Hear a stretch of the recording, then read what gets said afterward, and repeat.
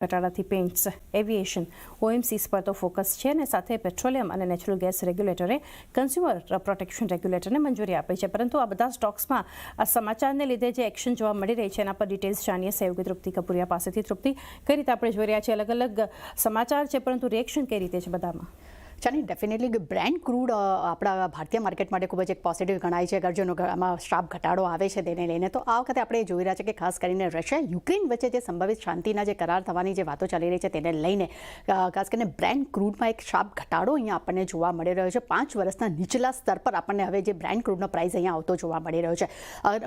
અગર ઓવરઓલનું વાત કરીશું તો ફેબ્રુઆરી 2021 બાદ પહેલીવાર બ્રેન્ટ ક્રૂડ જે છે તે આપણને 59 પ્રતિ બેરલ ડોલરની નીચે આપણને સરકતું જોવા મળ્યું છે, જેનો સીધો ઇમ્પેક્ટ જે છે તે આપણને પેઇન્ટ્સ કંપનીઓ પર જોવા મળી રહ્યો છે, જેમાં એશિયન પેઇન્ટ છે જેવા કાઉન્ટર્સ પર ખાસ નજર રહેશે. OMCs પર નજર કરશું તો IOC, BPCL, HPCL જેવા કાઉન્ટર્સ પર આપણને એક પોઝિટિવ એક્શન જોવા મળી શકે છે. પરંતુ એવિએશનમાં ખાસ કરીને ઇન્ડિગો છે અને સ્પાઇસજેટ જેવા કાઉન્ટર્સ માટે એક પોઝિટિવ સમાચાર આ કહી શકાય છે, જેનો સીધો ઇમ્પેક્ટ તેમના માર્જિનના ફ્રન્ટ પર પણ જોવા મળે છે. બીજી તરફ અગર જો વાત કરશું તો ONGC અને ઓઇલ ઇન્ડિયા જેવા કાઉન્ટર્સ માટે એક નેગેટિવ ઇમ્પેક્ટ અહીંયા આપણે ગણી શકાય છે. ડેફિનેટલી એનું એક ઇમ્પેક્ટ જે છે તે અત્યારે આપણને કાઉન્ટર્સ પર જોવા મળી પણ રહ્યા છે. બીજી તરફ અગર સૌથી અગત્યના સમાચાર આવી રહ્યા છે જે ખાસ કરીને પેટ્રોલિયમ અને નેચરલ ગેસ રેગ્યુલેટરી બોર્ડ પાસેથી જે મંજૂરી મળી છે તેનો એક પોઝિટિવ ઇમ્પેક્ટ જે ગેલ જેવા કાઉન્ટર પર આપણને જોવા મળી રહ્યો છે, જેમાં ખાસ કરીને અહીંયા નેચરલ ગેસ ટ્રાન્સપોર્ટેશન ટેરિફમાં અહીંયા જે ફેરફાર કરવામાં આવ્યા છે, જેમાં CNG અને સ્થાનિક PNGને અહીંયા પ્રોત્સાહન આપવા માટે ખાસ કરીને અગત્યના પગલાં લેવામાં આવ્યા છે, જેમાં CNG અને PNG માટે એક રાષ્ટ્ર એક ટેરિફ પર અહીંયા ભાર વધુ મૂકવામાં આવ્યો છે. એટલે કે વન નેશન વન ગ્રીડ અને વન ટેરિફને અહીંયા PNGRBએ અહીંયા એક મંજૂરી આપી છે અને ખાસ કરીને તેમને કન્ઝ્યુમર પ્રોટેક્શન રેગ્યુલેશનને અહીંયા તેમના તરફથી મંજૂરી આપવામાં આવી છે, જેમાં તેમણે ક્લેરિફિકેશન આપ્યું છે કે જે ટેરિફ ઝોન જે છે તે તેમને 3થી ઘટાડીને હવે 2 કરવામાં તેમના તરફથી કરવામાં આવ્યા છે. હવે જે પહેલો ટેરિફ ઝોન જે છે તે 300 કિલોમીટરનો રહેશે અને બીજો જે છે તે 300 કિલોમીટરથી વધુનો રહેશે. દરેકના પ્રાઇસ પણ તેમણે મેન્શન કર્યા છે. અહીંયા તેમણે કહ્યું છે કે 300 કિલોમીટર સુધીના જે રહેશે તેનો ₹54 પ્રતિ MMBT ટેરિફ અહીંયા લાગુ કરવામાં આવશે અને 300થી વધુ કિલોમીટરના રહેશે ત્યાં 102.86 પ્રતિ MMBTUના પ્રાઇસીસ જે છે એટલે કે ટેરિફ અહીંયા લાગુ કરવામાં આવશે.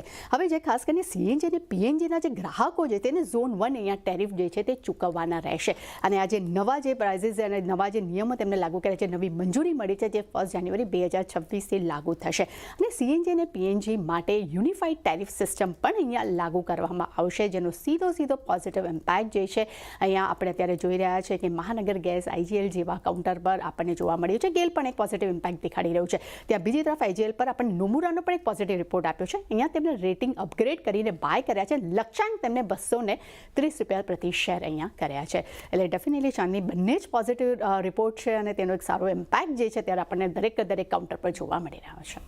જી તૃપ્તિ, આભાર આપનો આના પર ખાસ કરીને એક માહિતી માટે. તો IGL અને MGL નિશ્ચિત આ 2 સ્ટોક્સ પર રિવ્યૂ લઈએ, કારણ કે જે રીતે આપણને એક એક્શન આ સમાચાર બાદ આપણને બતાવી રહ્યા છે, કઈ રીતના આપ સેટઅપ બંનેમાં ખાસું પોઝિટિવ એક્શન અત્યારે તમે જુઓ તો કમ્પેર ટુ ગેલ, એટલા માટે ગેલ પર અત્યારે આપણે ચર્ચા નથી કરી રહ્યા. IGL અને MGLમાં 4% આસપાસની ખરીદદારી છે. તો આ ખરીદદારીમાં આટલી મજબૂતીમાં શું કરવું જોઈએ નિશિત? તો ડેફિનેટલી સ્ટોક એક ઇમ્પોર્ટન્ટ સપોર્ટ ઝોનના આસપાસથી એક રિકવરી જોવા મળી છે. સ્ટોકમાં એક સ્ટ્રોંગ અપસાઇડ પણ આજના દિવસમાં જોવા મળ્યું છે. તો ડેફિનેટલી અગર પોઝિશન છે તો IGLમાં હોલ્ડ કરી શકાય છે. ટાર્ગેટ રહેશે 195 નો. 195 ના ટાર્ગેટ માટે IGLમાં આપણે હોલ્ડ કરીને રાખી શકીએ છીએ.